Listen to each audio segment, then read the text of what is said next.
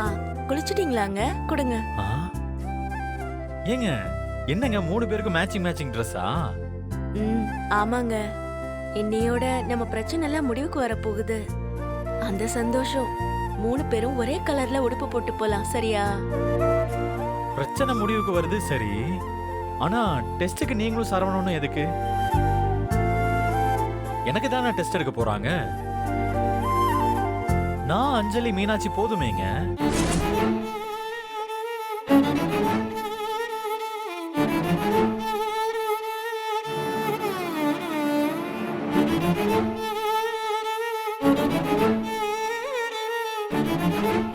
நாங்க 3 பேர் இருந்தாலே இந்த ப்ரொசீஜருக்கு போதும்.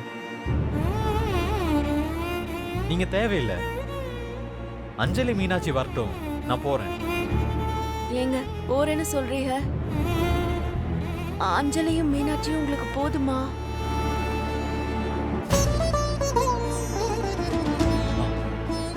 ஏங்க நான் என்ன அர்த்தத்திலங்க சொல்றேன், நீங்க என்ன அர்த்தத்தில் எடுத்துக்கிறீங்க? அஞ்சலி நானுமா?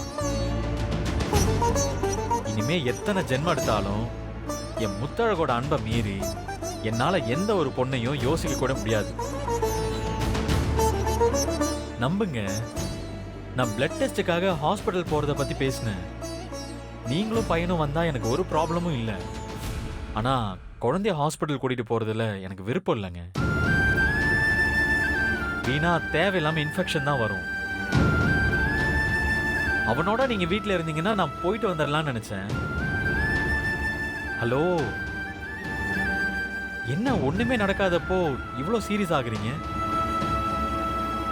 ஏங்க என் பக்கம் நியாயம் இருக்குங்க. இன்னைக்கு டெஸ்ட் முடிச்சு கோர்ட்ல நம்ம பக்கம் தீர்ப்பு வரப்போகுது. இனிமே நம்ம லைஃப்ல நாம மட்டும்தான். ஊடலுக்கு கூட என் கூட சண்டை போட உங்களுக்கு ஒரு பொண்ணு கிடைக்க போறது இல்லை. அப்படி ஒரு கிளீன் ஸ்லேட்டா என் மனசும் என் வாழ்க்கையும் இருக்கும். புரியுதா? என்ன நம்புறீங்க தானே? முழுசா நம்புறேங்க. இல்லன்னா கையில குழந்தையோட கோர்ட்டு படியேற சம்மதிப்பேனா? நாம ஜெயிச்சிருவோம். பேச்சுக்கு கூட ஐயா இனி யார் பேரையும் எடுக்க முடியாது. அதுக்கப்புறம் இருங்க. ஐயோ, தனியா மாட்ட போறனா? அப்படியே பயந்துட்டாலும் தயாராகுங்க, சாப்பாடு கொண்டு வரேன்.